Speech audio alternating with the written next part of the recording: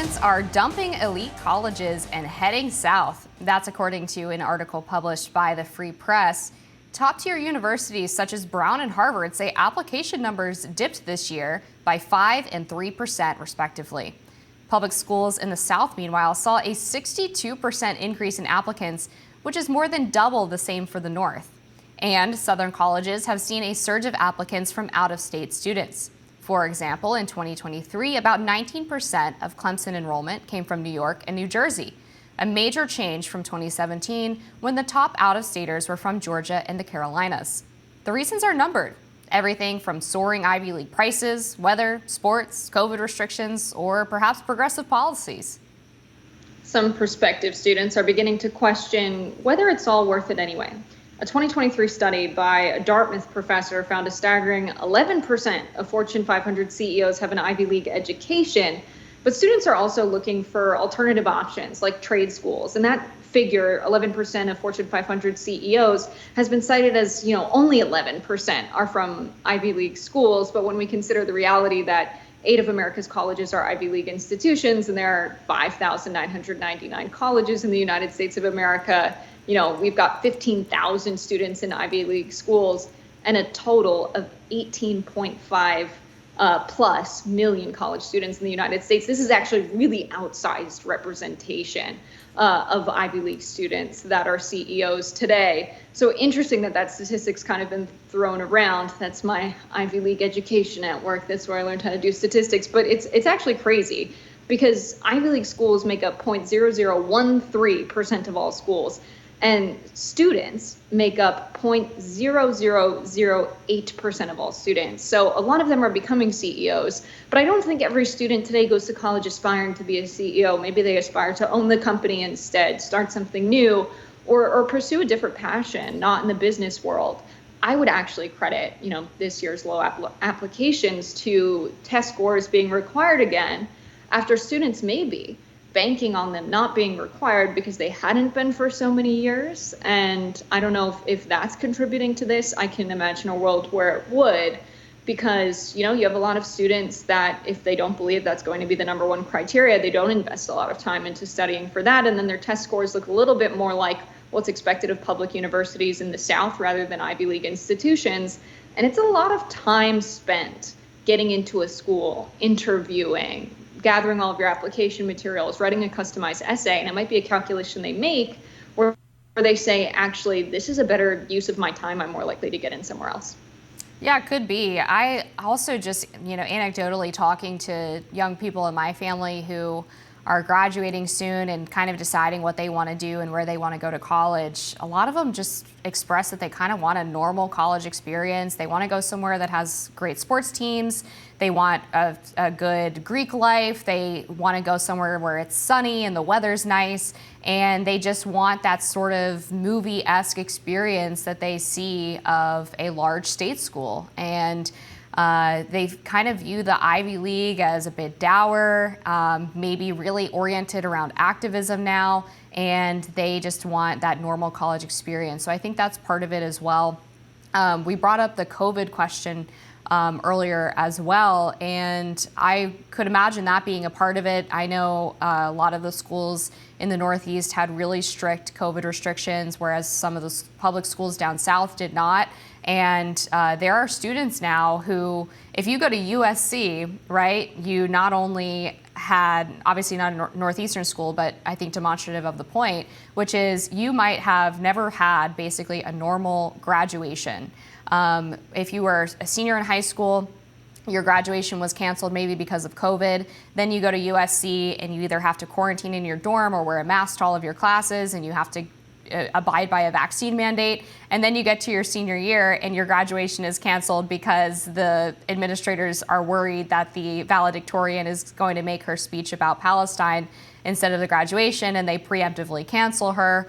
That's not a normal college experience by any measure. And I think people just really wanted to be able to go to class without wearing a mask. They didn't want to have to get a booster shot to be able to be on campus.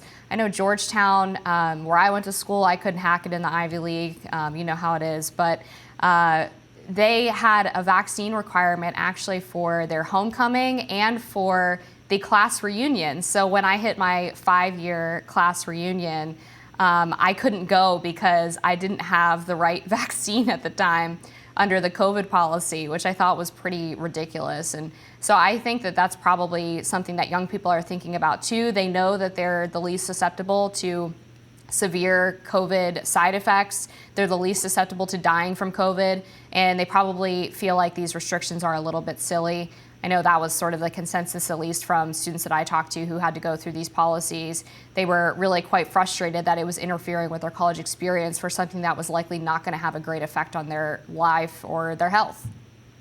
Absolutely, yeah. I think what we saw with the rise of college tuition, it was in part because we were in a time of recession in 2008. A lot of people wanted to shelter and not join the economy yet because it was a really unfavorable job market. And there was also this narrative that if you want to have a good life, you have to go to school. You have to continue your education, go on to undergraduate and maybe even graduate studies to get some of these good jobs with higher pay. And I really think that market of, quote unquote, skilled employees, but really, someone with a college degree, that there was such a huge pool of them that no longer was it the case that a college degree guaranteed you a six-figure salary or, would bring you to the upper middle class. And so I think people are realizing that, yes, college is good. Continuing education is good. It helps you become maybe a well-rounded person. You get to, spend time living away from family in kind of an insulated setting where if you don't pay the bills, you're not out on the streets. And maybe you can go home to mom and dad, or you're in the dorm rooms and everything's sorted out in advance and you can take out loans to pay for it and worry about the finances later. There's some nice aspects of that, to have some more time to grow and figure out who you are as a person before you're launched out into the very unforgiving economy and world.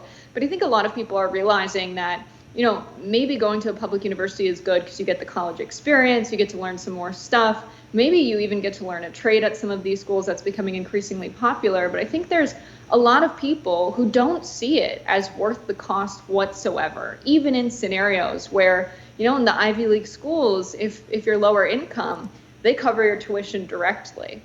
And so that's a really good policy that makes sure that we don't have talent left behind simply due to the high cost of education. But I think also people just enjoy working with their hands. They're totally fine, getting up and putting long hours in because they want to be outside. They want to do work with their hands and they prefer it to the kind of jobs you get after, getting an education and a degree. And so I think we're in a period where we're correcting from some of that overcorrection of, oh my gosh, we all need more schooling. And now we're in a period where people are like, yeah, it's okay. And you can get a really good high paying job right now if you're a welder, if you're a truck driver, because we're seeing a lot of trades and a lot of craftsmen, high skilled, but manual labor requiring more workers. Yeah, it's an important point. There has been this sort of backlash towards the idea that everybody needs to go to college in order to be economically successful. And that way of thinking in the late 90s until very recently helped lead to the devaluation of college degrees because so many people were going, colleges were jacking up tuition, and a lot of people weren't graduating with the skills that they actually needed in order to contribute to the workforce. A big part of my college education was just the network that I made and created there, and I ended up, getting a degree in government and economics, which is helpful for journalism, but obviously not directly related. Everything that I learned about journalism, I learned on the job through, my first fellowship and my first job out of college. And I think that's the case for a lot of college graduates, where they end up getting degrees that don't directly relate to the field that they're entering. And it's like, why did I just spend however much money in 4 years, or for some people 5 years, if you go through a graduate degree, even more, why did I spend all of this time and money learning all of these concepts that might be generally useful from a personal enrichment standpoint, but maybe didn't help me too much in terms of being able to contribute well to the workforce and being able to contribute to the career path that I ended up taking. And one of the things I really appreciated, I was at Cornell earlier this week moderating a debate for the Steamboat Institute, And I know Cornell kind of gets a bad rap as being one of the lower tier Ivies, but what I really appreciated is that they actually have very skills-oriented programs on campus. They have an agriculture program, they have a veterinary program, they have a hotel program. Apparently Marriott hires almost all of their employees from Cornell graduating classes from the hotel program, which I thought was really neat and really something different from what we see in a lot of liberal arts-oriented educations nowadays, where people are consuming a lot of literature or consuming a lot of scientific theory, but maybe not getting those hands-on skills that are actually useful for when they enter the workforce. And your point about low-income students is well taken too. I was a first-generation college grad, and Georgetown has an amazing program where they actually reimburse you for federal loans that you take out. So I ended up graduating with pretty minimal student debt. If you're a middle class or upper middle class person, you have to deal with the calculation that you could end up graduating with hundreds of thousands of dollars in student debt. And for some people, that's starting to seem like not the best trade-off for the education that they're receiving, especially when we see now the student loan debt crisis and the fact that interest has compiled on people to the point where they maybe have $300,000 to $400,000 outstanding.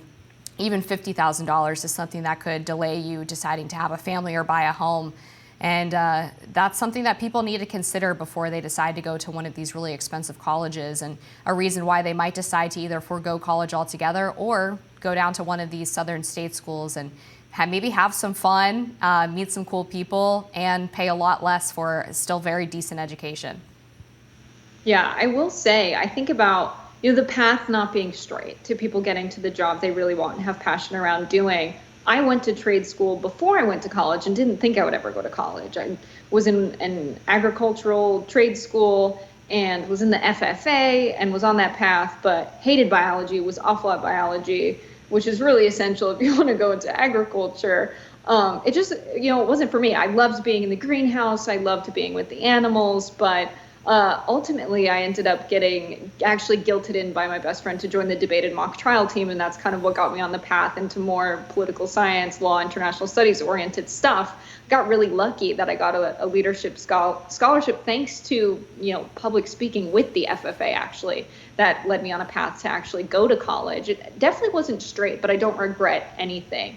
And I think there might be some people that look at the waste of money, of resources, of time, and students going to college and then trade school, or college and then doing something completely different from their field, skills that they learned in the workforce, and saying, I shouldn't have gotten that college degree at all. Of course, it's not efficient, but the alternative is not realistic. To have our workforce staying in the first choice job they had when they were a teenager and spending most of their lives miserable, they're also not going to be very good workers. So how efficient would it be if we were to say, you have one choice and that's it, no other options? I think having this calculation of, you can only do one thing and follow a straight path, it's just not realistic when we think about human behavior in general. Most people are not rational decision makers in the economy, as a lot of economists would like to believe.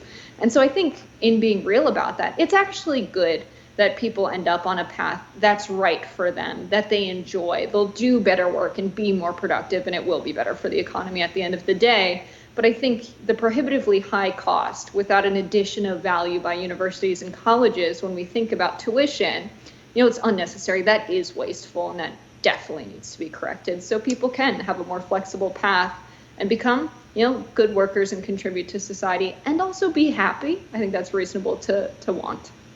We're going to take a break and be back. More Rising after this.